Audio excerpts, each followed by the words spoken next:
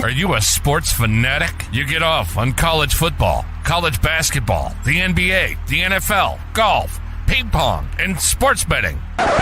Wait, back up. Ping pong? What the hell? This is Jump Shots from the Goal Line. Watch out! He's not getting away from the top speed! Hot takes and hilarious banter on everything from college football to the NBA and everything in between, except ping pong. And we're not just flying solo. We're bringing in some heavy hitters from the world of sports. Journalists, players, legends. You name it, we've got them. Why should they have all the fun? Bryant for the win! Bang! This is Jump Shots from the Goal Line. Where every episode is a slam dunk. And now your hosts, Jonathan Dugan and John Henningsen. What is good, everybody? Back to your regular scheduled programming. No sick interviews this week. We got a few pots on the stove cooking, though, right, Annie? We got a few people that we've reached out to that may or may not join the show in the near future. So, you know, we'll get back to that. It was fun while it lasted. Well, I'm definitely excited about some of the things that's some good possibilities too. So, yeah, you know, we'll hit you with the old stay tuned, if you will. But yeah, hopefully we get those names because there's some exciting people out there for sure. Yeah, and we're coming up on summer, so you know what that means. Hopefully, we'll get our annual outage with Noah Fifito on the course. He can see my new game that, you know, I'm just so much better than I was at this point last year. You know, I say that and I'm going to go out and shoot 120, but it's okay. I still don't understand how you continue to keep this narrative going. This guy's not practicing. He's just showing up and then being like, "Oh, I got it today," which is fine. That's what I'm doing all the time. But I mean, are you practicing? Is there stuff going on that I don't know about that you're working on? Dude, well, fun fact, this isn't really practice, but I told you already. I got the wife interested in golfing, which you were just like, keep me far away from for a little bit. Respectfully, I said. Yeah. And as a friend, I totally get it. You know, hey, that's fine. But no, she's really into it. Went out and got her a set of clubs. I'm gonna have to get her a thing of tasties from our boy. She's definitely more excited about the outfits and the drinking and just being out in nature. Which, hey, you know what? That's all the stuff I like too. So that's fine. Nothing wrong with that. But I did have a gift card to Topgolf. So we went to Topgolf this weekend. And you know what? Your boy, I think I got something figured out, Henny. I was hitting it better. Dude, I am hitting it better and more confidently than I ever have. Like, I think it's just muscle memory or something at this point, figuring out what feels right. And dude, it's just coming off the club a lot better, bro. I mean, I'm happy to hear it. I mean, I just like when I hear you being like, think the game's coming around. I'm like, what work are you doing? Like, what are you talking about? Like, you know, it's just like when, you know, I just imagine any other kid in your life and they're explaining to you like why they're going to be in the NBA. And you're like, you don't even practice. You don't even shoot free throws, dude. Like, what are you talking about? what do you mean? You don't even play basketball? Like, what's going on? You ain't shooting with us in the gym, bro. What are you talking about? No. But all that said, you know, maybe you just found something in your. I mean, I'm not saying any of this isn't possible. Dude. It just makes me laugh. I mean, let me ask you this: do the like little practice swings while I'm in the office, you know, just on a call or something? Yeah, do those count, right? That's mental reps, memory. bro. Mental reps. Yeah, those are no different than the layups you miss on the exit signs in elementary school and stuff. Yeah, so I think that counts. Ask anybody in the office too. I'm doing that, or I'm practicing my post moves. So. Lot going on out there. We got Tanner Honeycutt, my buddy, saying Dugan's dropping 300-yard bombs.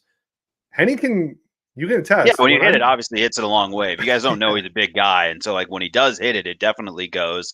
That's never like probably going to be your issue. Like is about like you trying to you don't have to find length. You just have to find some consistency in the way you strike the ball. Which the last time when we played, like I said, it was solid. Better. So yeah. And the short game's feeling a lot better. That's the biggest thing. Because I was telling you before our round last time, I was having nightmares. like legit nightmares about pulling out a pitching wedge. So Yeah. that's Which getting better. And you know what? that comes and goes. Like I told you, bro, if me buying my wife clubs just gets me to go out there and hit the course more, and then it lends it to her like actually liking that I'm out playing golf with the homies, that's all. That's good for everybody involved. You know, that means you and I Which get to go golf more. Yes, all is true. This actually reminds me though, like, and this is like probably earlier than when we talk about our tasties, but someone asked me this, and like, and it made me feel awful. So I want to clarify that, we always say, we got flavored down to a T, like the tasty, like, they're flavored golf teas. For anybody who's not understanding what exactly we've been talking about, I want to make it clear. It's just a tea. It's a golf tee. Same Yeah. thing you tee your ball off with, but it's flavored. So you can essentially use it as a candy, a treat, a whatever, however you'd like to frame that, and stick it right in the ground and swing away. Yeah, But if you're like an someone ADD asked me, kid, like, what are you talking about? They thought it was like, I don't know what we've been doing to the people, but this might have been one confused individual. But I just wanted to clarify for anybody sounds out like there who's it. been hearing us rambling on about it. Yeah. If you're like an ADD kid that has like a fidget, like perfect thing for you, dude. Like it's like Yeah. Steph Curry with his mouthpiece during the game. You can be Steph Curry on the course, just a lot worse. Just throw that bad boy in your mouth from hole to hole, and it's honestly really great. Like No, it is. I really like. I know we've always talked about it, but like it really is something that like I do enjoy. Like, and just pop one in there every now and then. I'm gnawing on it the rest of the day, and couldn't be happier. Yeah, and then you just toss it out because there's a billion golf tees on a golf course anyway, so who cares? That's right. No, yeah, dude, I'm psyched. I have visions. You and I have talked about this when we retire one day. Are we going to retire onto one of those sick little houses on a golf course? I mean, if my wife actually enjoys golf, that could be a reality for me now. Yeah, one of those little RV tracks right off the interstate. That's like, I mean, can't wait, brother. Can't wait. Get your $9.99 prime rib right after, dude. Hell yeah, brother. Let's go. You better believe it. You better believe it. Well, hey, it was a pretty good little weekend. A lot going on, dude.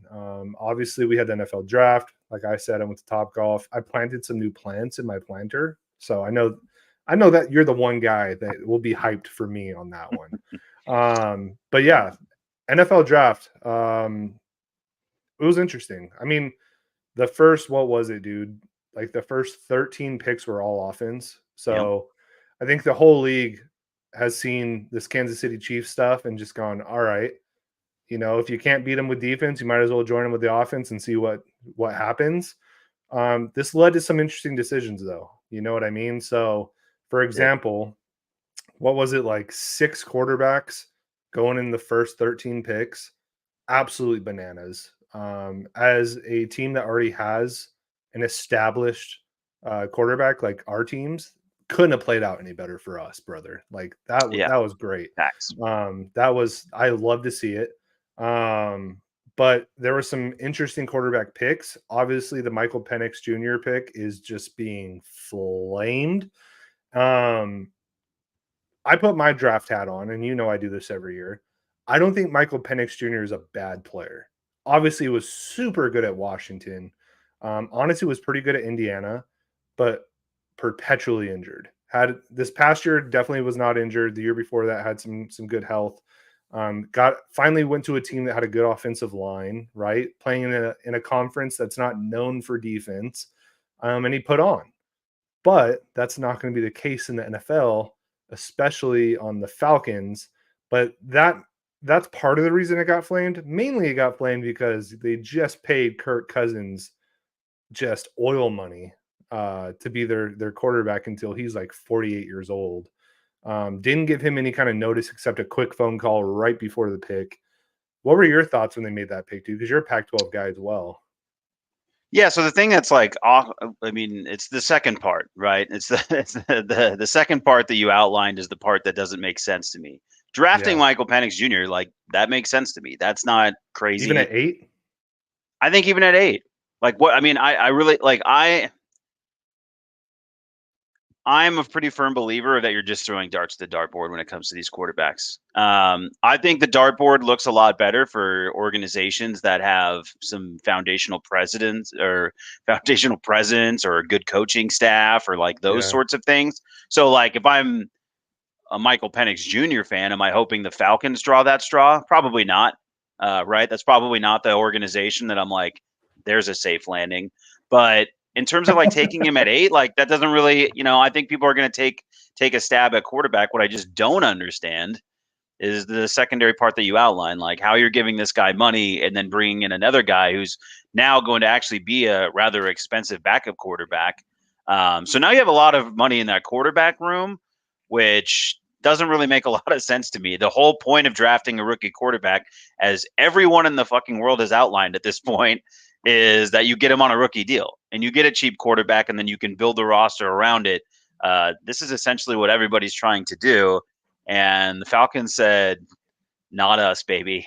I don't know. The Falcons are continue to Falcon. They just kind of, someone did say that I heard someone describe it as like watching the 28-3 Super Bowl in draft form. I thought that was relevant, but I don't know. Look, they can survive it. They can probably survive it, but it's a very curious decision. I don't understand.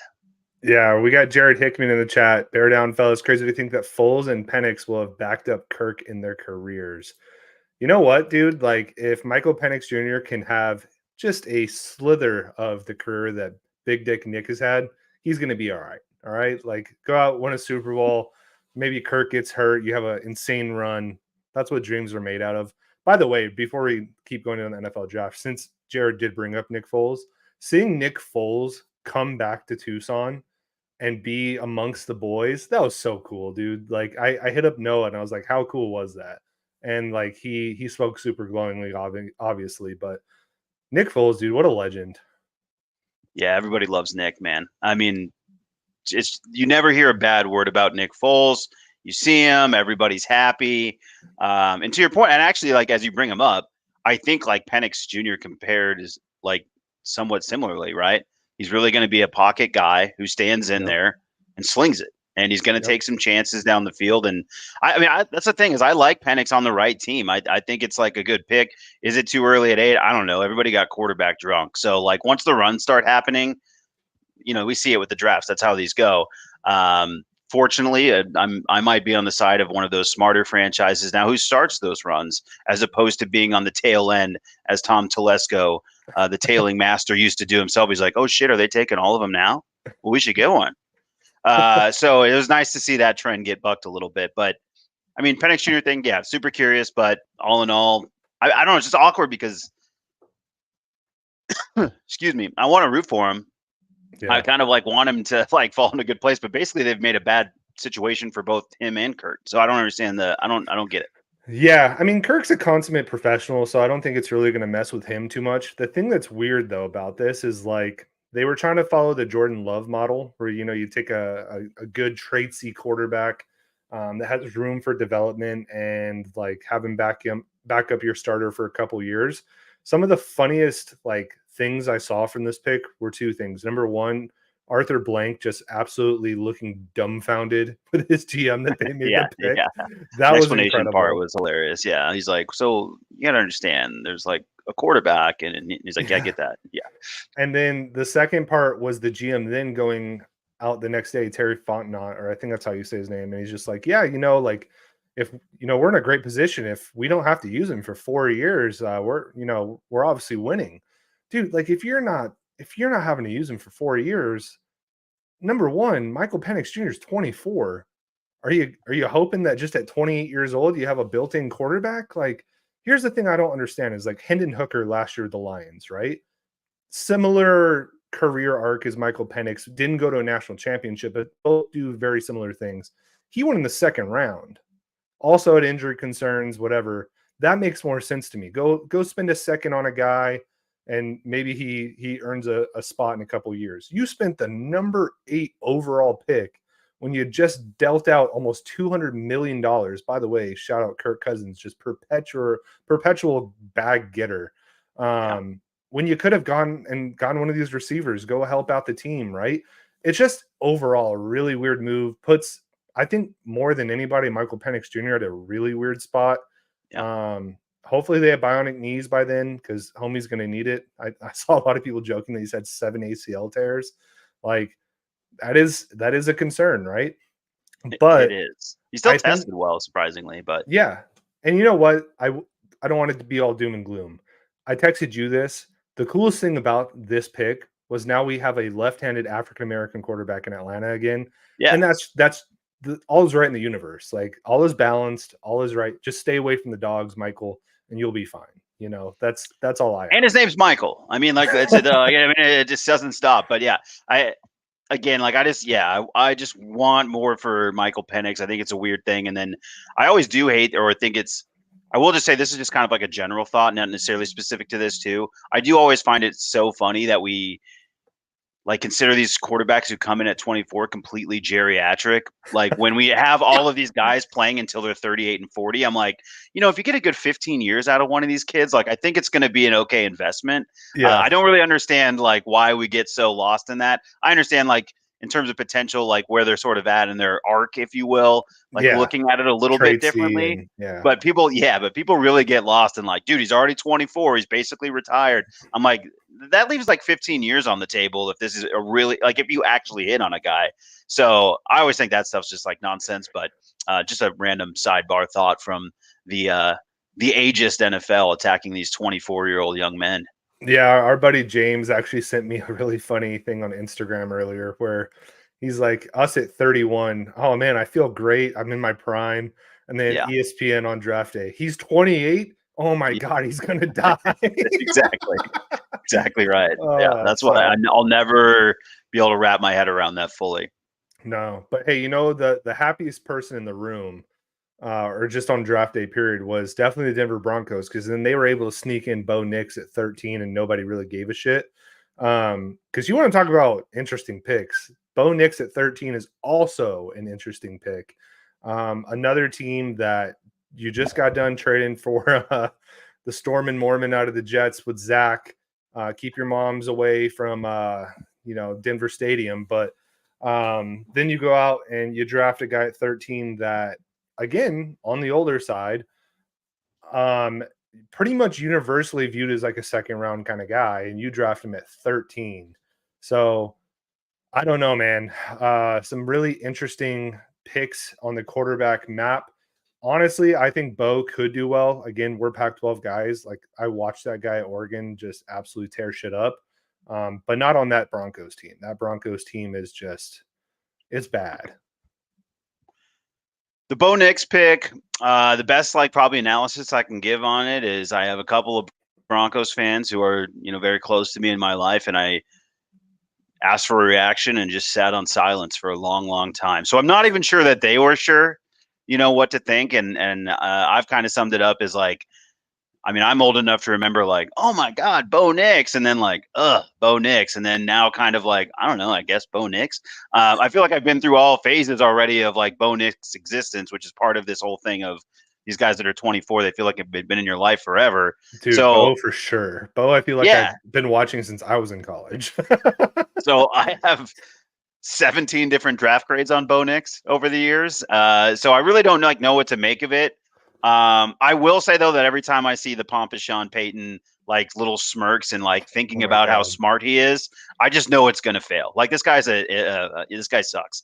Every time I see him and he's like acting like he was like the puppet master pulling the strings on this entire draft, the way he talks about it, and I'm like, dude, no, like you're next. This guy is like headed to the Hooters offices with Gruden faster than he knows it, which is fine. Good for you. And I'm like, I'm sure he's due to send an email any day now and accidentally submit. But an interesting collection of quarterbacks he's got there. Who knows? Maybe Bo Nix is solid.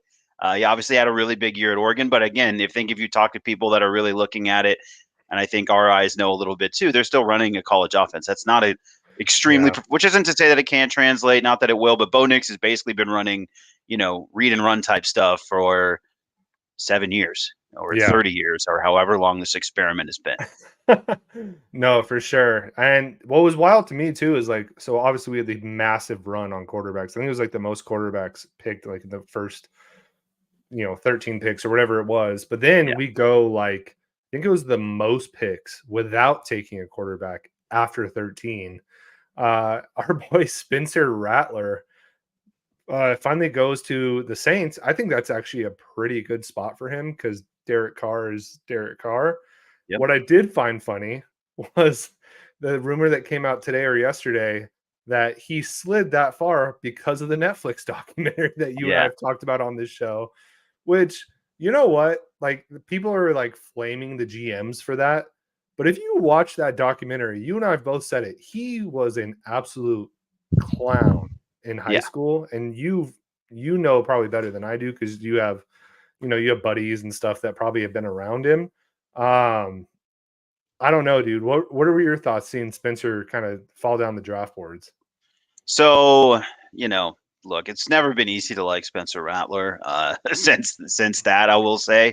And it's probably been a long road to the recovery of even thinking or considering Spencer Rattler as an NFL quarterback again. However, what I will say just in defense of Spencer Rattler is that they were putting cameras on a 16, 17-year-old kid, and it was being produced by LeBron James, who should know better than to take advantage of someone in that exact way. But I don't know. It's an interesting pick. I think it is like funny though. I do think you have like a completely risk averse quarterback and the starting position, and then you bring in Spencer Rattler, who's just going to sling that rock, baby. That's what Spencer does. So it's an interesting mix in that quarterback room. I'm not surprised that the Netflix documentary had a negative effect on him because it is a really tough watch. Dude, but I definitely also want to as you consider that, remember he was 16 or 17 years old. And I think people are allowed to grow. Wasn't Brock Purdy one of the guys he was like bullying in the show? They would have been in the same area, the same neighborhood. So all of that is certainly possible. But I don't remember specifically. Yeah, but hey, whatever. But hey, let's look at your pick. Obviously, you guys were at what, 5, I believe, right? Yeah, 5th 5. pick. Obviously not looking for a quarterback. You're one of the few teams that weren't. I figured you guys would take Joe Alt because the GM that you guys have currently was on the Ravens for a long time.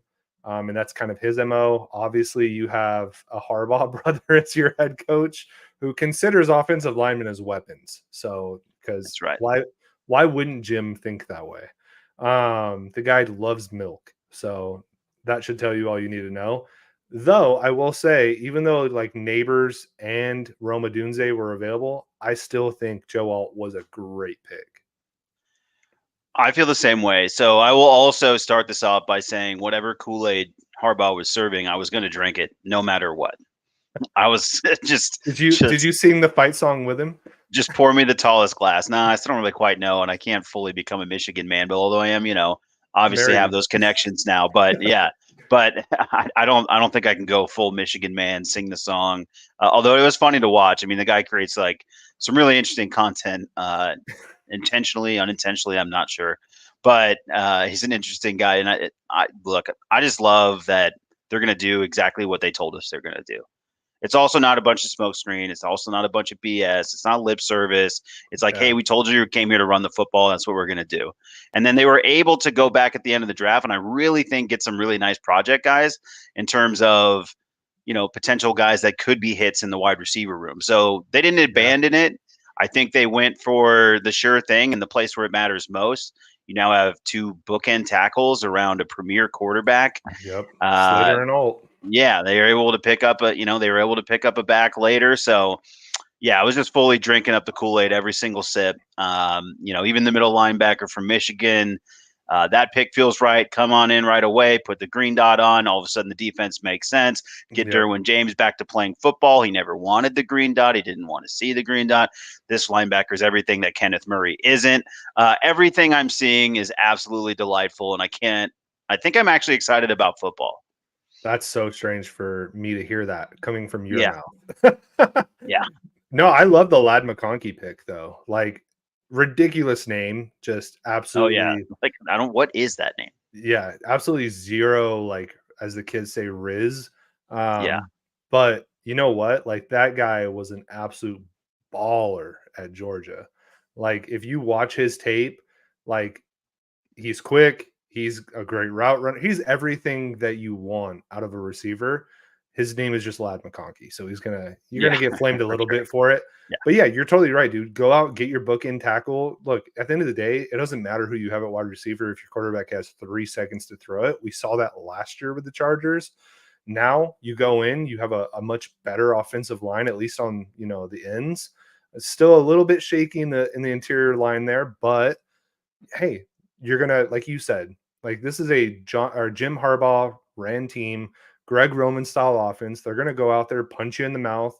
Now you have J.K. Dobbins, who, hey, hand up, I love J.K. I had really high hopes for him when he was in Baltimore. You have Gus Bus, who I absolutely adore. I hate that he's not a Raven anymore, but that's going to be the mission, right? Is just go up the gut, run the ball, and hit those quick hitters, hit it over the top when you can on play action, and you have top 10 quarterback when he's healthy. So I love what you guys did. Thought you smashed the draft. Likewise. I mean, now tell me about your Ravens. I mean, and I'm also just curious, like I might poke and prod you about the draft for a little bit, but what did you think about what the Ravens did? We'll start there. I know we have, what are you guys? I always forget. Flock Gang, Bird Nation, Flock Nation. Flock Nation. Okay. I Correct. I don't claim it. I don't put the hashtag, but whatever. All right, well, I know, trust me, there's nothing cool that we do, but those things are all so corny to me. Anyways, but Yeah, what do we think about the Ravens in their draft? Yeah. No, I obviously was a huge homer of the day. I was really hoping for all hope that Morgan, Jordan Morgan would slip to 30. Wasn't in the cards. He's a Green Bay Packer now. So shout out to Jordan Morgan, Tucson Zone. We're very proud of you, homie. So go out and do your thing. Yeah, that's probably, if you ask John what he throws on his resume, he can now say he coached the Green Bay Packers. So that's right. Yeah. that is right cool. Right under that LinkedIn photo, Coach Packer left tackle. Yeah, Adam take snaps at quarterback. Is cool. So I was really hoping that we would get some O-line help because obviously we let go of a few O-linemen. Morgan Moses is now a Jet. Shout out to Hesse. And then also John Simpson, our left guard, is also a Jet. Shout out to Hesse again. And then Kevin Zeitler is now a Detroit Lion. So our offensive line is kind of crazy. So I was really hoping that we'd go out and get some O-line help. But we had Nate Wiggins from Clemson slip to us to 30. I didn't know too much about him going in. He wasn't like my CB1. I kind of wanted Kool-Aid McKinstry. One, the name is sick as hell. Like, can you? Yeah, and you throw him in Baltimore of all places. That would have played so hard. Bama guy, Ozzy's still in the building. He's not the GM anymore, but he's an advisor. So I figured that would be the pick. But Nate Wiggins ran, I think, like a 4.29, 4.39, like an insane 40 time. Davo was just blushing about him to the Ravens apparently. And he was pretty locked down in the ACC. So immediate reaction to the pick, I was like, all right, cool. We're drafting a guy that ran a fast 40 time. But the more I read about it and watched videos about it, I guess they had been on him for a while. They didn't think he would slip to 30. Ravens have a pretty awesome track record in the first round of drafting cornerbacks anyway. I mean, Jimmy Smith, Marlon Humphrey, Chris McAllister, former, Wildcat. They have a really good history in the first round with cornerbacks. So that gets me excited. We're obviously defense is in our DNA. That's number one. So, not the sexiest, flashiest pick. Neither would have been an O-lineman, but I'm happy with it overall. We do get our O-lineman in the second round with Rosengarten out of Washington. So that was cool.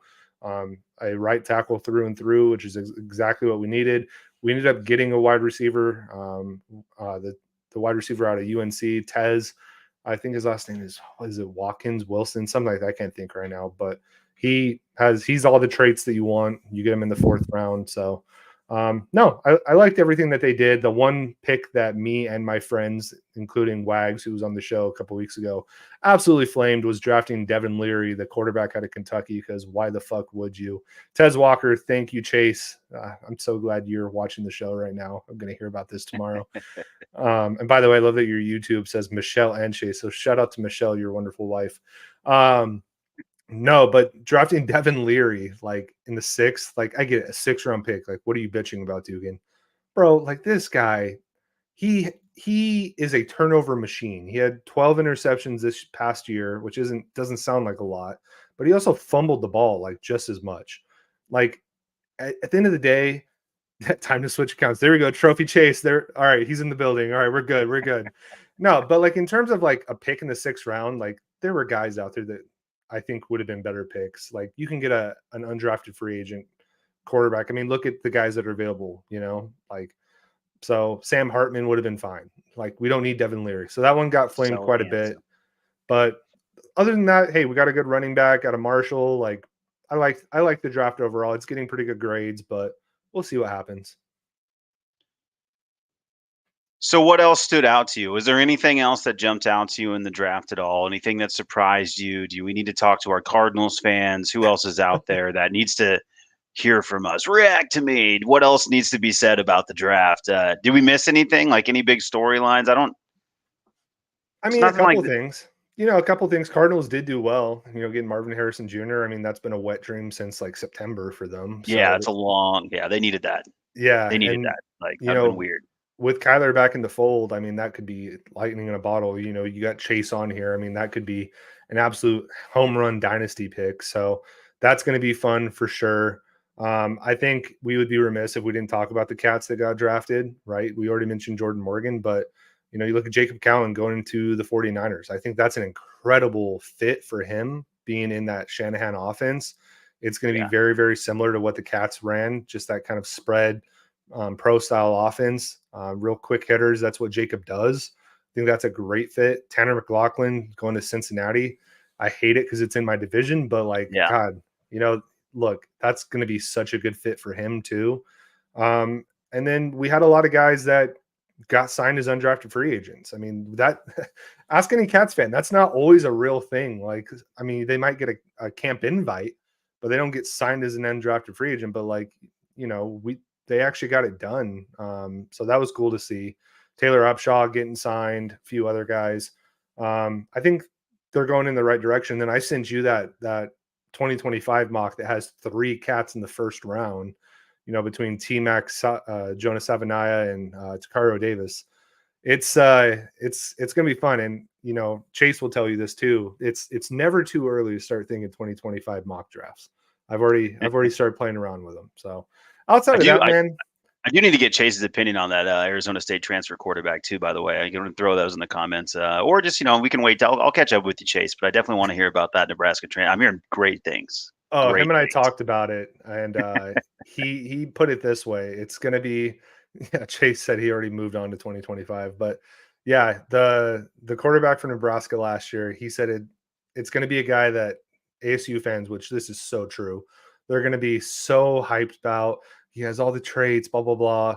And then they're going to go 4-8, and it's going to be just more of the same. So it is what it is. Little brother up north, So, yeah, Rashada going to Georgia, though. What the hell? I don't know. He's already gotten 4 bags in 1 year. He's good for Rashada. I mean, why even play quarterback? Who cares about that, dude? He's gonna get the Heisman now, though. You leave ASU, you go to a SEC team. That's right. That's right. That's the path. So that's the path. Overall, though, the draft, man, it's too early to tell. People put these draft grades and shit, and they don't mean anything. But in terms of narratives, I mean, the only real narrative you can really talk about is just the quarterback frenzy that went on, and just offensive frenzy. I did find it hilarious. Chris Ballard giggling to himself with what is his name, Latu Letu. He's like, "Oh my God, we got the best pass rusher in the draft," and everybody's like, "Chris, can you please just get us to the playoffs? Stop giggling." He put on a little. I mean, he was pretty popular this weekend though with his little rant, and he every year. this is the thing, dude. Like, the media definitely has a bias towards certain GMs, and like Chris Ballard's one of them. I think Chris Ballard is smart. Like, he makes like smartish picks, like last year taking homeboy out of Florida, but he misses a lot more than people like to admit. And but he's on a pedestal for some reason. So though, shout out to their I don't know if you've ever watched it, you probably haven't because you're not a nerd like me, but the Colts do an excellent job. They document their entire draft process, and it's really fun to watch. Just like them getting trade calls, putting in the tickets, all that kind of stuff. It's really fun to watch. So, Cocktail sauce at Elmo's, that sort of thing. dude, hopefully this pod gets big enough one day that we get to just ship our dumbasses out to the combine and just go to Elmo's. That's the dream.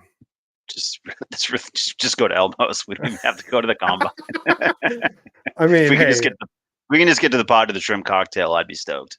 Yeah, I mean, at the end of the day, dude, this is more of a me dream. Like, I'll go do all the stupid draft stuff. You go to Elmo's with me, and then you just go hang around in Indy. You know what I mean? So just gonna take in the culture of Indianapolis, which I'm sure is lovely that time of year. Yeah, nothing like the Midwest. So, yeah, dude. Speaking of Arizona, though, like I mentioned, I did go to the spring game. I sat with Hesse, which was a treat.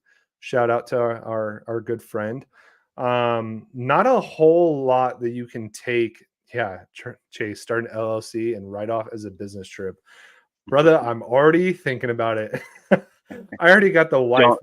Don't say too much. Don't incriminate yourself. No. Yeah, true.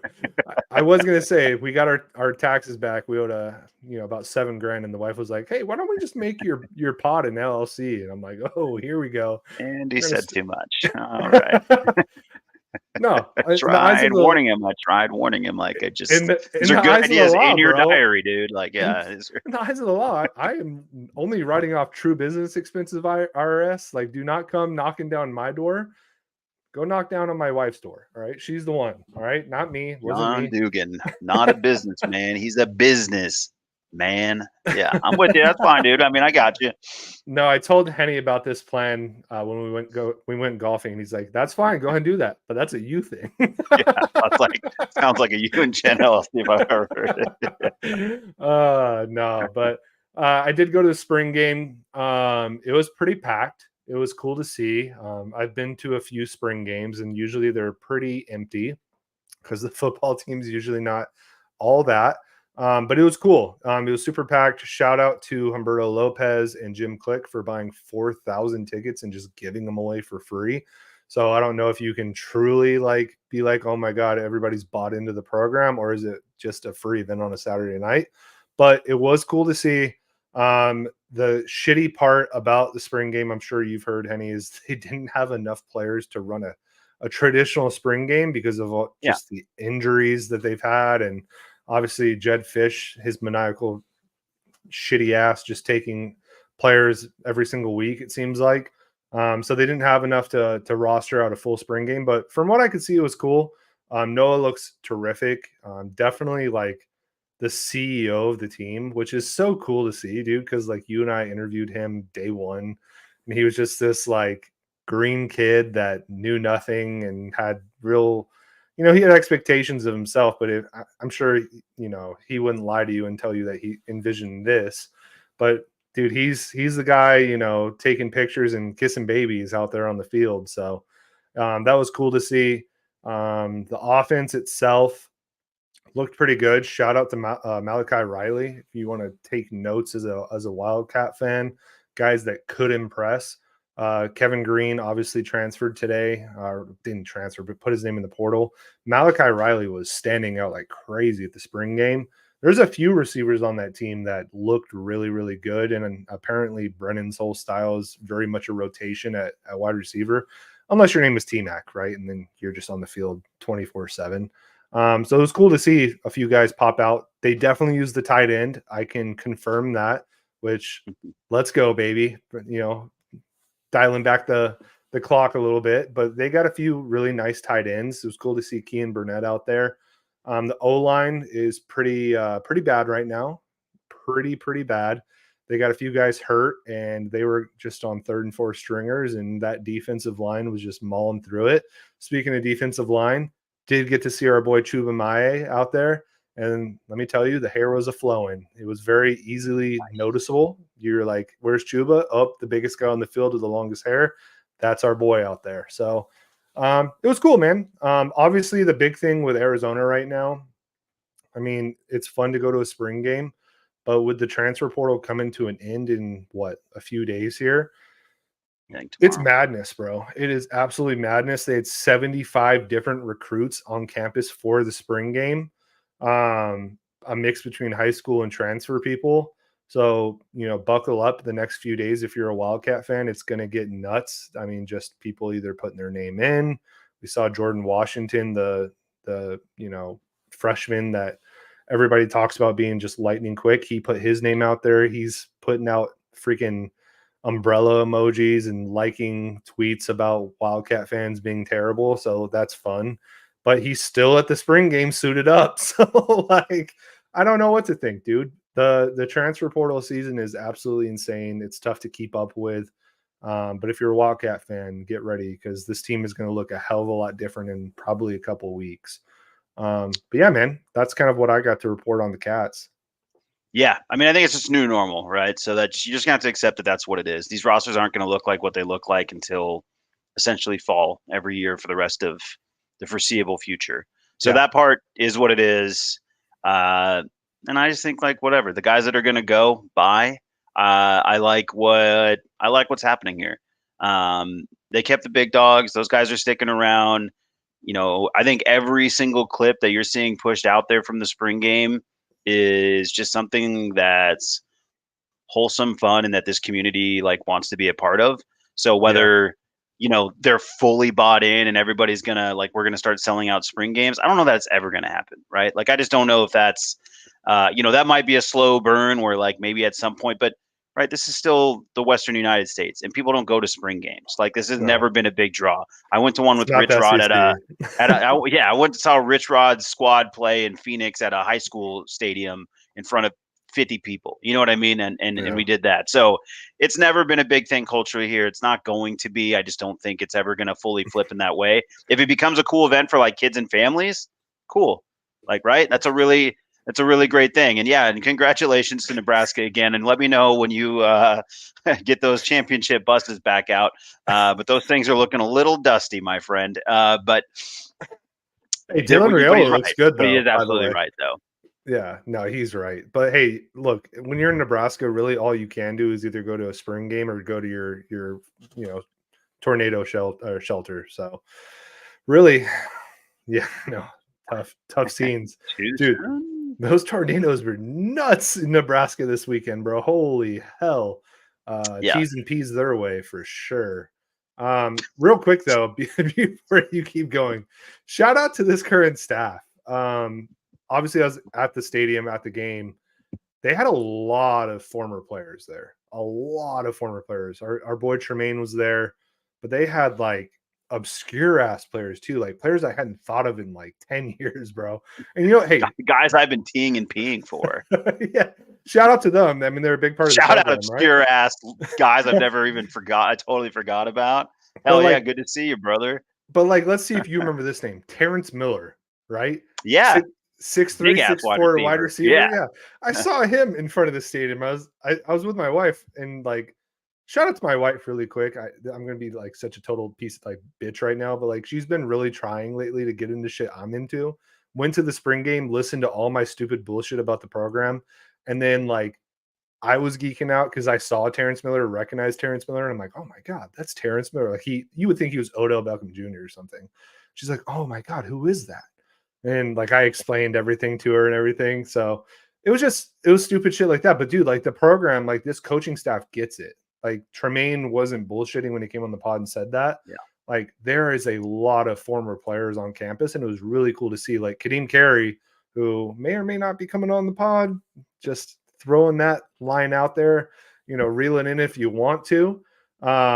But he had his whole football camp in the training facility. That's so dope that they allow former players that kind of platform. So it was cool, man.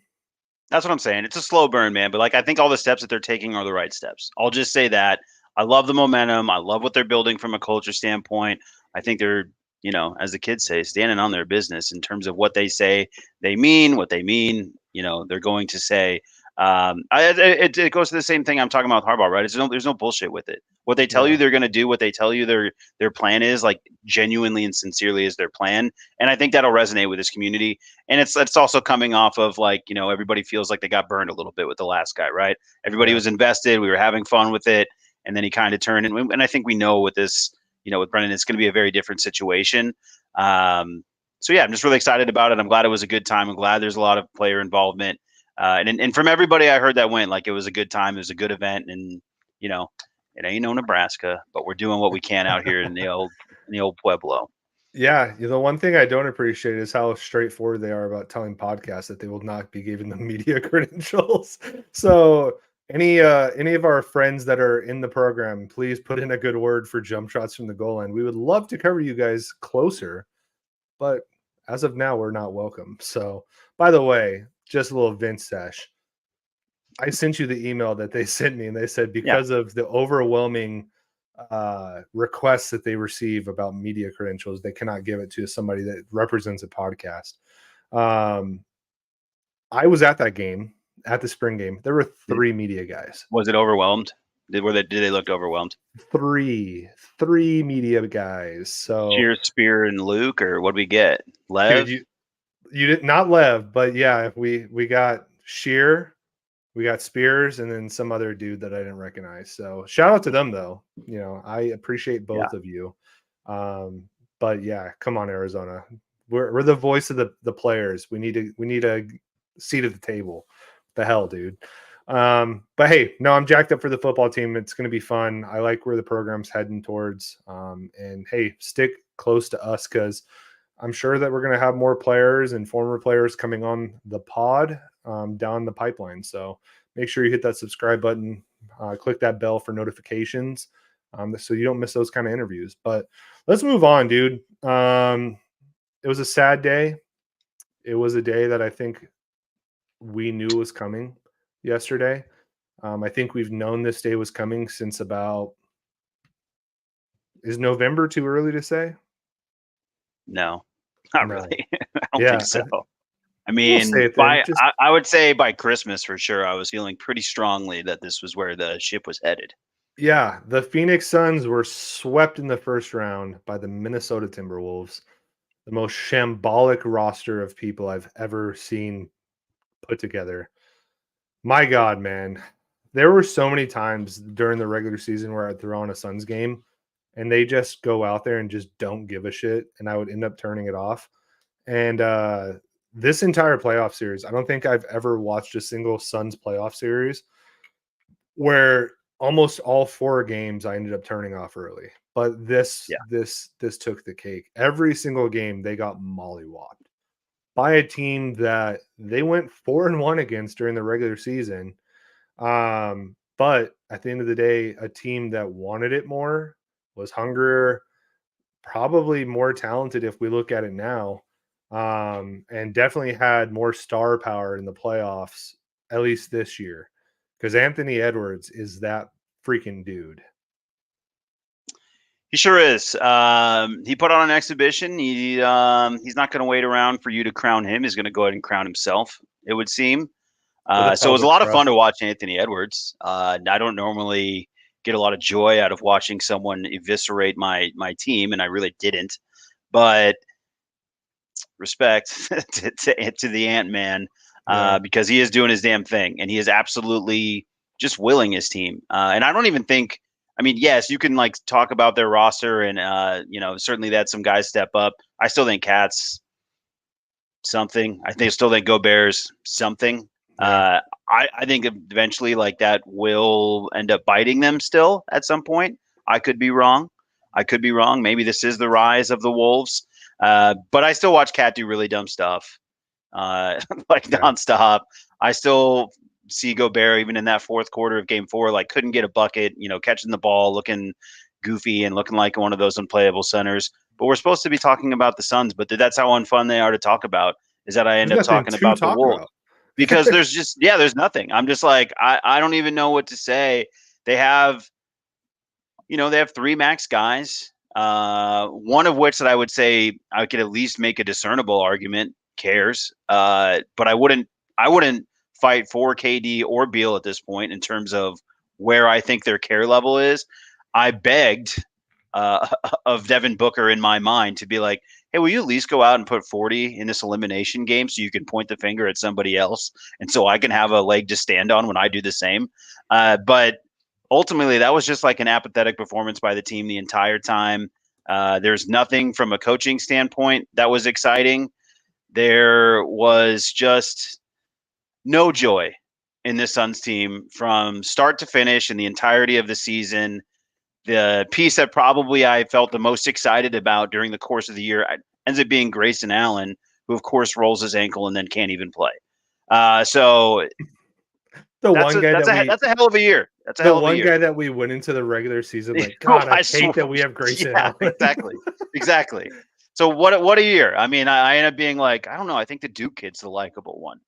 He might care the most. Kill me. So unbelievable season. Jared asking, y'all see Ishbia trading KD to the Spurs? I've not seen that rumor. I mean, sure, banish him, bro. Just freaking. Here's the thing. Here's where I sit with KD. I was very excited when we got Kevin Durant. I was like, you know what? Same. We're one more superstar away from making this bitch our own. And in the 2 years that he's been on the Suns, it has been two of the worst playoff appearances that I can remember. Just the most lethargic appearances ever. And last year I could write it off because of that weird injury he had towards the end of the regular season. This year, dude, all I hear from KD is bitching about that the system doesn't fit him and that he feels he's in the corner too much and blah blah blah blah blah. Dude, you're Kevin Durant, bro. Say something then during the regular season. Be vocal about it. You are one of the elder statesmen of the league. You're one of the most respected, looked up to players in the history of the league. Go freaking do it. Oh, and Jim Ramirez says, John, I thought your favorite part of the season was the new uniform. I don't think so, Jim. Definitely not. Dude, this season, just so many things to bitch about. But trading him to the Spurs, here's what I'll tell you. We're not going to get Wemby. That's for damn sure, right? Yeah. I wish. What other piece do you want from the Spurs? I'm sitting here trying to think what could the Spurs offer besides first round picks? Devin Vassell. Vassell. I insert random Spurs player here. I couldn't tell you. No. I run a podcast. I have to talk about this shit every week, and I can't name you really another Spurs player. And one of my best friends in the world is a Spurs fan that talks about the Spurs all the time, and I don't believe him. Jared says Keldon a few first. Dude, if we're trading KD for Keldon a few first, I mean, we're admitting not it defeat, either, by right? the way. Yeah, that's not it either, by the way. I like Keldon. Don't get me wrong. Jared, thank you for giving me the assist because I do recognize Keldon, but dude, it's Kevin Durant. But at the same time, I'm over here bitching about the fact that he's so lethargic. He's not a leader. At any point during the playoffs, did you go, yep, Kevin Durant's taking over? Maybe a little bit last night because him and Booker were just going. Him and Booker were starting to kind of heat up. But the thing is when you have Bradley Beal out there getting fucking 4 fouls in the first quarter, going 0 for 5, 0 points, what are we doing? Bradley Beal is going to go down as probably one of the worst trades in Suns history. Missed huge chunks of games this year. Had a couple moments towards the ass end of the season when nobody gave a shit anyway. Yeah, the worst time to assess players of all time. Yeah, for sure. Yeah, exactly. And Booker, Booker is the one guy. And even a little bit this year, I had myself questioning Booker.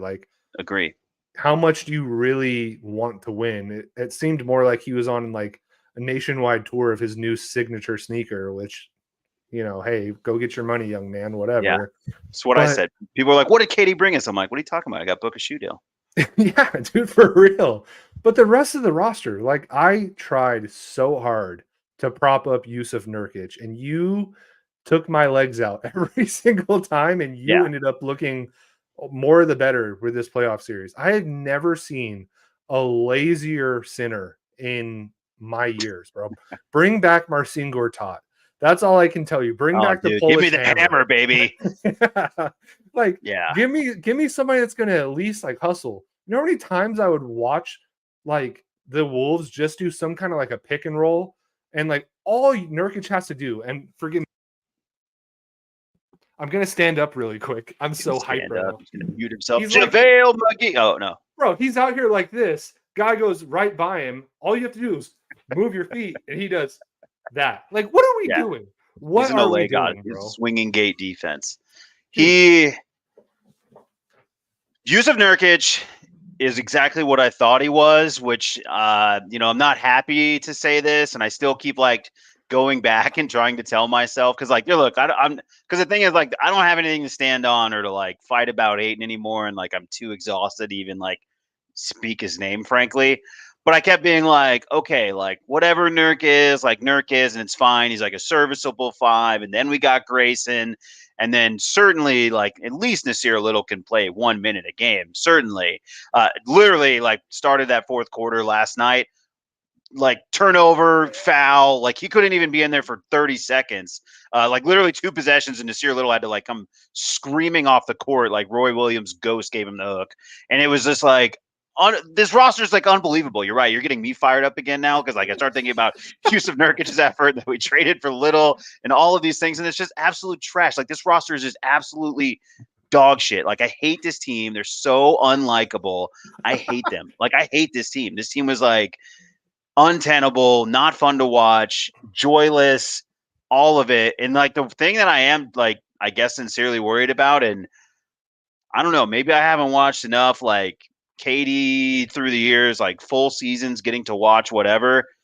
If like he's rubbed off on Devin Booker to where like they're both just too cool for like getting up people's ass or like yelling about people or being hyper competitive or whatever it is they're too cool for, like that's the part that scares me the most, is that this stuff is gonna like last and that it's here to stay or whatever. Especially when you don't have a first round pick except this year for like 10 years. You know what I mean? Like, there's a lot of like wild misreporting about that. Like, dude, don't listen to the media from like the Suns' perspective today. Everybody's just making up shit. Stephen A. Smith, oh, Booker wants to go. I've never talked to anybody. I don't know anybody in New York. I never leave my house. But anyways, I heard Booker wants to go to the Knicks. I'm like, what are you talking? Like, these guys are completely asinine, just spewing shit. I don't know why. By the way, real quick, like I don't know why you're not subscribing to our pod. Like, don't watch ESPN. It's bullshit. Like, just stop watching ESPN. It's the dumbest network in the history of networks. Like, dude, your time would be better spent watching the news coverage on the election. That's all probably made up bullshit as well for the rest of the time. Just like stop with ESPN. Like, don't wake up and let them shovel that shit into your mouth. Spit it out as fast as you can and go think about the world in your own way today. Yeah. Go Suns. Dude. Go Suns. Dude, I mean, this playoff series was just a perfect reflection of this shit team, though. It was because, like, every time the going got tough, they got going. Like, dude. 100%. Unbelievable. Like, you have 3 guys on maxes, right? You have Bradley Beal, who has been very good in his career. You have Devin Booker, who's arguably the best 2 guard in the league right now. And you have Kevin Durant, who's a surefire Hall of Famer, first ballot. And, like, the moment the T-Wolves were going like a 7-0 run, dude, we're cooked, bro. And all of a sudden they go down by 20. Like, what the hell? And then last night, like, back and forth game, it's going pretty well. Then, like, Beal gets a foul called on him, and they pull him out of the game. And don't get me started on Frank Vogel. I'm not a Frank Vogel apologist, but like he's at least trying to be a nice guy. Goes out for the handshake, and Beal just hits his hand out of the way. Like, bunch of petulant bitches, dude. Like a bunch of children that Matt Ishbia is just paying millions of dollars to. Like, oh my God. And then the bench, dude. Like, I could go on forever about this, but like, your one good bench player was Josh Okogie, who played no minutes all regular season, who can't shoot a 3 to save his life. Missed 2 free throws in a row, but at least he's out there trying, dude. Like, I know. It was the cipher. I I could have gotten emotional watching. I'm like, oh my god, this guy's terrible, but boy, is he like this is the first effort I've seen from this team in 4 games. So I was a big Okogie guy as he's diving on the floor, fouling people, missing shots, refusing to take shots. It still was more watchable somehow than the rest of the shit that we've been watching. So I think what it tells comes you how down bad to, it is, man. It's what so it comes bad. what it comes down to, dude, is like, and I hate to say this because it's gonna sound so stupid, but like there's a real difference between players like mercenaries that just join a team to like try to win, but like really what they're there for is to get a bag and the exposure or whatever. Yeah. That's what this team was. It was like 2 mercenaries and Devin Booker teamed up together, and we were like, all right, it should work. But really, they don't have any ties to the Valley. They don't give a shit about the Suns. They are just there because that's the team they put together. And then you have a team like the one we had a few years ago, where like Mikal Bridges was drafted into the Suns, Cam Johnson was drafted into the Suns, even DeAndre Ayton's like just wild ass was drafted on the Suns. I think he did care about the Valley. Yes, he cared about his next contract, but like he at least gave more of a shit than Yusuf Nurkic. And then you add Chris Paul, who's just like the consummate competitor. Like you can talk shit about Chris Paul all you want, but like that guy lives and dies for basketball. And that shit worked. It got us to the finals. Like, was that the most talented team? Hell no. Did they have an easier run than some teams? Yes. But they played hard. And then we put this piece of shit team together, and I'm just like, I don't know what to do now, to be honest with you. Like, I truly have no clue. All you can do is fire Vogel, which, to be honest, like, that's fine. I have zero emotional ties to Frank Vogel. Like, I don't think he did anything of note. He didn't do anything good this year. He's supposed to be a defensive guy. We got beat by the Timberwolves like a billion points. Right? We had the same attitude as the players most of the time. That was a problem with Vogel. You look over at him too, and he also looks like he's like, dude, checks keep clearing, so I'm good, dude. I'm just kind of hanging out over here. Weather's nice in Phoenix. Appreciate you guys having me out. Yeah. No, but that's the thing. All you can do is you go out and you fire Frank Vogel and hope to God Ty Lue decides he's had enough of the bullshit in LA with Kawhi never being able to play and Paul George just bitching all the time. Like, and him probably leaving this summer as well. Yeah, and then James Harden just being a degenerate. But like yeah, you hope that this is the summer that he's like, okay, I'll come to Phoenix because he's a good coach. Like he instills actual culture and like tactician and stuff like that. That's the only thing that can make this team better. If we're keeping it a buck, like it's either that or like Pop going, you know what, I don't want to keep coaching Wemby. Let me go to Phoenix, which will never happen. Right? Yeah. You're not getting rid of Bradley Beal. He has a no trade clause. Nobody's going to take him. He's being paid $1 billion a year. And he just came off one of his worst years from a health standpoint and from an overall, like, like effort standpoint. You're not going to trade Booker. That's the heart and soul of your team, your franchise, your fanhood, everything.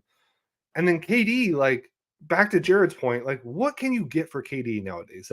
You're not going to get a fair value trade. It's going to be something like Keldon and some first. Like, that's not moving the needle. That's making you worse, even if KD doesn't give a shit, right? There's nothing that can make this team substantially better, right? Because you're going into the offseason, you're already paying into the luxury tax. Like, what can you really go out and do? You have to pay guys like, I think we get one contract that's like kind of medium range, like $5 million a year. What is that called? Like a veteran mid-level exception. Yeah, mid-level exception, veterans minimum, whatever it is. And those guys don't really move the needle either. So what are you going to do? You've already cashed in all your trade chips. Like, you don't have first rounders to trade. You don't even have second rounders to trade. Nobody's taking Josh Okogie. No, I think they like have to use that draft pick this year because there's no one on this roster under 40 either. So it's like, I don't even want them to trade that pick. Like, I'm like, that's like the only asset you have. I don't trust James Jones to draft. Oh, no, that's also the problem. And they might keep this guy around. And then the other thing that's scary about that is if they do get rid of James Jones. Now, like, what I will say too, because I do see how like some of this panic out there already of like, Ishbia too involved. Well, that is actually legitimately scary. But like, but there is some of that like Ishbia like doesn't have control. And I mean, like, look, dude, this is a new owner who's like gonna figure it out. I'm not like fully panicked on Ishbia. I think anytime you like get swept in the first round, like with this, like given that star power and the name recognition we have, everybody's going to get thrown under the bus right now. Everybody's going to get run over, which is why Stephen A. Smith already traded Booker. Ishbia is running this franchise into the ground, and KD's whispering that he wants to go somewhere else. That'll be out in 2 weeks. All of which I don't know if you really should believe any of it. Again, as I told you earlier, ESPN will continue to shovel their shit so they can pay their bills. But like, it is a bad situation, and I really don't know how you fix it. Everything you said about like what you do to try to fix this, and Jared's really going to try to trade KD for this like Spurs deal. He's going to make this happen, which I commend you for. Hey man, I appreciate you trying. Like, I don't know, like, but it's just bad. And I just think that they're in a really bad place. But what I will always say, when I have always said about the NBA, is every time you think you're down and every time you think you're out and every time you think someone doesn't take that contract, Chris Paul, Russell Westbrook, James Harden, and Bradley Beal get traded again. So who knows? True. To be fair to Jared, though, like that idea he has in front of us, if the Raptors pick conveys to the Spurs, you could potentially trade KD for Vassell, 2 top 10 picks this year and a first next year and some second rounders. That's better than Keldon. Like, you know what I mean? Yeah, I would rather take Vassell than Keldon. Like, Vassell reminds me of Mikal a little bit. You know what I mean? Can defend. Just build around Nurk. Oh, Yeah, God, no, I'm with you. Yeah. No, but if you could move him and flop out the entire roster for you, I mean, sure. I'd listen. At the end Not of the day, hanging up on you, Jared. The thing that sucks is Bradley Beal and Devin Booker will never be able to be a cohesive duo. Like, let's be honest with each other. They do the exact same things. They get frustrated with each other's spacing. It was never like, I was so hyped on that trade because I like Bradley Beal. I've liked him since he was at Florida, but like, it was never going to work. Like, we tried the Booker at point guard thing and it takes away everything that he does that's great. And you can't put Beal at point. Like, I don't know. They should have found some way to get like a Malcolm Brogdon just to say that they tried, but they didn't. That's the only thing I feel bad for Frank on, is if he really was bounding on the desk for a point guard, whether that's right or wrong, well, we're obviously not going to know at this point, but it certainly watching us felt like we could have used a point guard. Yeah. Who knows? Maybe Chris Paul will get waived this summer and he can just come on back. I know, but we don't want that either. Like, that's not the answer. Like, bringing in another 40-year-old is not the answer. So, I mean, I'm just thinking of somebody that will come into the locker room and just kick some ass. That's all I want. Yeah, and that's fine, and right, if he's ready. But like, none of these guys seem to be like ready to. Like, it's a weird NBA right now. It's basically all the guys we've been complaining about for years, right? We've been arguing about KD. We've been arguing about Harden. We've been arguing about LeBron. It's all these guys we've been arguing about for years. And then now we have like Ant, we have SGA, we have Paulo, Chet, like these guys coming up. There's like this huge gap. There's only 40-year-olds and like 23-year-olds. There's nothing like in that in between. It's really like it should be Booker's league right now in some regard. Because he's actually like in that guy who's like actually going into his peak, and it seems like they've given him the worst possible roster, despite seemingly giving him the best possible roster. I don't really know what's happening here. Here's the move, Henny. The Lakers lost tonight. Okay, so they're out of the playoffs. You go out and you draft Bronny at 23. Yeah, right? This is it. This is the only free pass I can drum up. 30 picks too early. Doesn't matter. LeBron trade up to 1. I don't care. I don't care. LeBron then gets out of his contract with the Lakers. Mm-hmm. Signs the mid-level exception with the Suns. Exactly. And he runs point, dude. Give LeBron the point. Set my hair on fire. Make me hate basketball, because that'll do it. That will do it, dude. But I think that is like the delusional Suns out that like every fan has already spun into their brain. Yeah, because that's all. Like, you're not even a real Suns fan if you haven't already considered the idea of taking Bronny so that LeBron comes on the minimum and saves this franchise. All right, that's enough. Sell my soul. Before exactly, dude. I'm gonna need a shot of tequila if we keep this up. So, all right, guys. Well, hey, that's all we got this week. Or no, wait, we got Twitter fingers actually. We'll do this quickly. We'll finish on a high note. Yeah, we don't. Yeah, it's just a nice little, a little palate cleanser.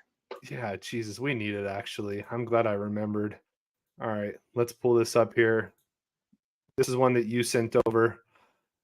Speaking of the Tragically completely destroyed. Where were you today when the storm rolled through? I was at the gas station getting hot dogs, and it saved my life. So hot dogs saved my life. there has never been a more relatable thing in my life, bro. So this is just really like a shot to all the haters that tell you like a hot dog takes a day off your life or a year off your life, or every hot dog you eat, you got to, hey, look, this man put an extra 40 years on his life by going to get that hot dog. So America, hot dogs, take that, nerds. Yeah, do you And also think it that guy- sucks. Tornadoes suck. This is a terrifying thing to me. dude, have you seen some of the videos of Yeah, like it's crazy, dude. Like, I just, no thank you, but like, as you said, T's and P's. So T's and P's towards the Nebraska. All right. We mentioned Joe Alt earlier. This is a fun video. I really just like this video because that's actually like apparently that's like an impact recruit for Penn State, and it explains why they suck. So I don't know, like if that's what a tight end's wiggle looks like at Penn State, then Nebraska, you really should be embarrassed because that's who you've been getting mollywopped by for the last 10 years. I bet that guy is some way somehow related to Yusuf Nurkic because they have the same exact level of agility. Yeah, actually, my favorite version of that clip was someone was like, "Just go ahead and remove the forward, buddy, and slide on in next to the center." Yeah, for real. All right. I love this. Kirk Cousins and Michael Penix Jr. next year. Just an awesome, awesome movie. If you guys haven't ever seen this, like, please this week, some way, somehow, throw this. It's got to be on Amazon. So Willie Beeman. It's all the girls. All right, you'll watch the movie. Yeah. That's why you just see the first part. Yeah. All right. This is right up my alley. This is Taylor Lewan. Yeah, this was for you. Yeah. Yeah, little dad-daughter moment. This is something I would do. Say hello to Taylor Lewan! All right, Taylor. Give it.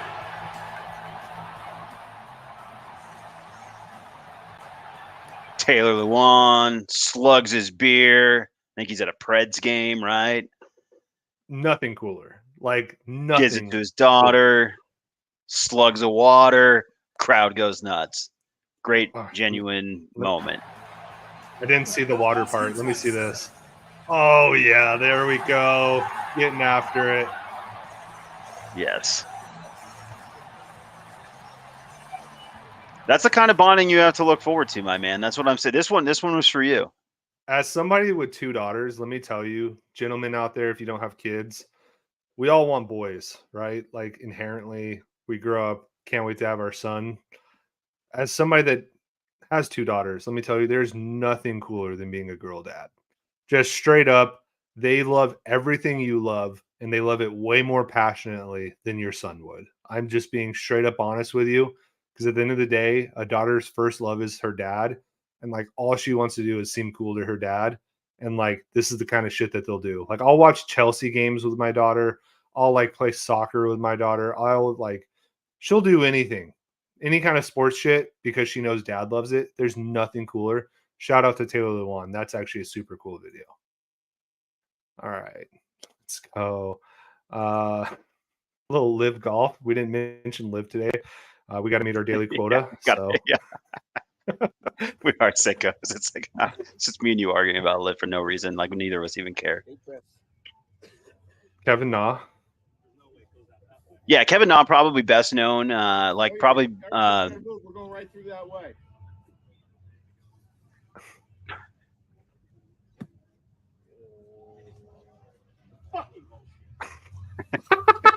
Yeah, probably noted for replicating and being replicated on the golf course as a guy like who reaches for his putt before like it really finishes into the hole. So I think he's really just unlocked a new impression here that you can do in the golf course of fucking bullshit every time you hit a bad ball. And basically, I don't even know what's going on here. I don't know if he's mad at the fans. I don't know if he's mad at the conditions. I don't know if he's mad at his own game, but he takes 3 absolute amateur hacks out of what seems to be Randolph North. I don't know what's going on here, but he's playing in Australia, I believe, is where Liv was over the weekend. Yeah, so yeah, supposed to be a cool track, supposed to be a pretty good event, but Kevin now not having it. I've been doing a Kevin Na impression for years. Apparently, I didn't know that. But anybody Yeah, that exactly. Yeah. anybody that has Ahead of your played time. desert golf, anybody that's played desert golf has been in this exact situation. Yes. I have legit seen Henny like be right up next to a freaking like mesquite bush tree bullshit, just about to just get his legs cut off by thorns, and same exact result. So yeah, no, it's not a fun time, but T's and P's, Kevin. All right. T's and P's Was episode. this was from last week, wasn't it? I think we're already done. Yeah, now Yep. we're going back. We did it, man. We were light this week, which probably works out because the cupboard was run bare. As we were drained by transfer portal, Phoenix Suns' Suns. existence, and a big week of NFL draft. So Well, hey man, I'm glad that we got to come on here and just bitch about the Suns. That was very cathartic. I needed that. I put out a video on our Instagram yesterday just talking about how this is the most cursed franchise ever. So I won't go into that whole dialogue. If you want to hear Dugan, I literally filmed that video 30 seconds after the game was over. That's just pure reaction there. I do truly splice the believe snot bubble. Yep. I do truly believe they're one of the most cursed franchises in all of sports. So go back and watch that clip if you want. But hey, on to the next, right? And NBA playoffs keep humming along. T-Wolves, Nuggets. Chris Stapps got hurt tonight for the Celtics, so now the East is a little bit more wide No open. one could have seen that coming. Knicks could be a real thing, which is just wild. I would love to see the Knicks go far because their fans are hilarious. So they're like any kind of big city team, except that they're New Yorkers, so it's even funnier. So that could be fun. Clippers map series is really good. So hey, keep watching NBA basketball. Transfer portal season's coming up to an end this week. So look out for some fireworks. And like we were saying at the top of the show, we should have some pretty cool interviews coming up. But it was good, Henny, to just have some bro time once again in front of all these different people that we'll probably never meet. So make sure you guys are hitting that subscribe button. Make sure you hit that bell, get the notifications. Make sure you're clicking the follow button on Spotify, Apple, whatever. Follow us on social. We're on Instagram. We're on Twitter/X. We're on Facebook. We're on TikTok. We're on all of it. Make sure you're, following us along, engaging with us. We appreciate everything that you guys do. So, stay safe. Have a great week. And we'll talk to you next week. See ya.